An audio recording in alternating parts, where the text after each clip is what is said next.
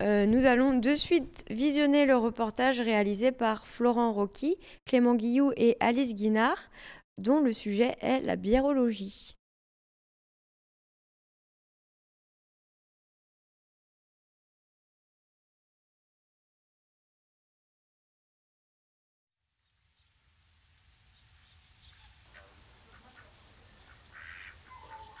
C'est dans ce petit coin de Gâtine, près de Voué, qu'habite Paul Théry. Et c'est tout simplement chez lui qu'il a ouvert sa brasserie, l'une des plus petites de France. Bonjour, bienvenue à la brasserie à Portée de Bière. Depuis près d'un an, il façonne ses recettes et accueille les clients directement dans son atelier. Alors, je peux vous expliquer comment on fabrique de la bière ici, sur des cuves de 300 litres, à taille humaine. Donc ici c'est la cuve d'empâtage où on va mettre les céréales avec de l'eau chaude pour extraire les sucres et la couleur. Ça va durer 1 heure et ensuite on va passer à la cuve d'ébullition, donc à 100 degrés, on va rajouter le houblon, le fameux houblon qui est une épice, on va en rajouter peu en fait par rapport au malt. Là, les maltes on est sur une soixantaine de kilos, sur le houblon on va être plutôt à 500 grammes, 1 kilo.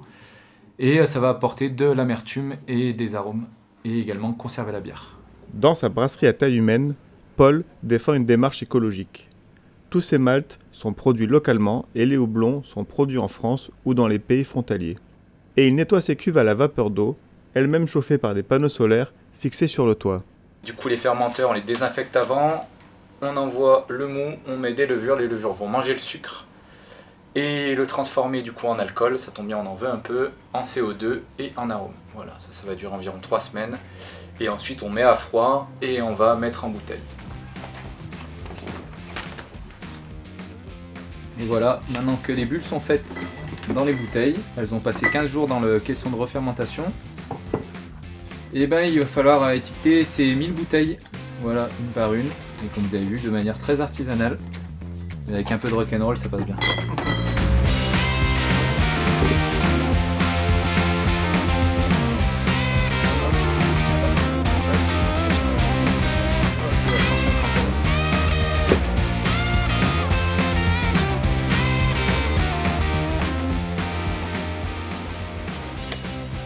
Et voilà le travail, vous avez vu en plus c'est droit.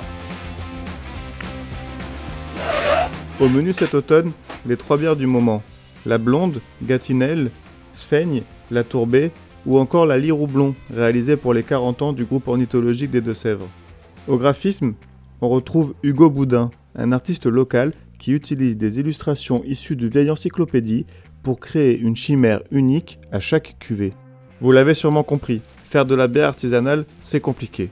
Mais heureusement, Paul a une autre corde à son arc. Alors je propose effectivement des animations, des ateliers de biérologie, c'est des ateliers qui durent 2 heures pour découvrir de manière très conviviale et très ludique l'univers de la bière artisanale. Voilà, parce que souvent on se cantonne à la bière blonde, ambrée, brune, et en fait c'est plus intéressant de parler de fermentation, de style de bière.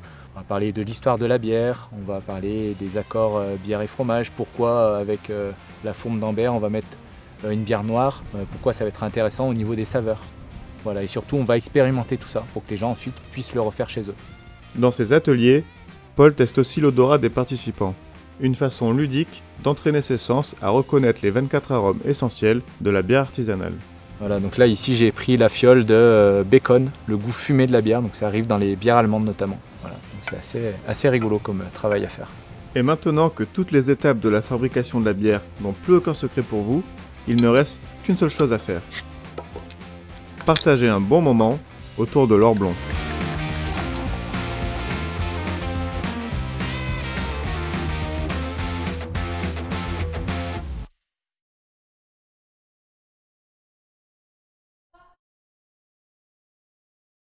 Donc si vous passez en Deux-Sèvres, n'hésitez pas à aller goûter les bières de Paul Théry, qui sont d'ailleurs en vente à l'épicerie bio des Forges. Nous accueillons maintenant Elvire, étudiante en seconde année.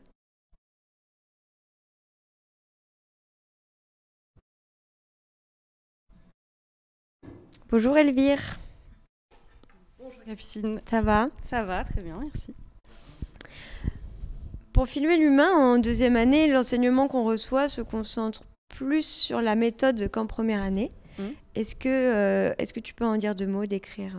Oui, alors la différence, c'est notamment qu'on avait des sujets là qui étaient imposés Et on avait aussi des rôles qui étaient imposés. Donc il y avait les rôles de réalisateur ou réalisatrice, chef opérateur, et puis monteur et assistant de tournage. Donc là, c'était déjà beaucoup plus carré.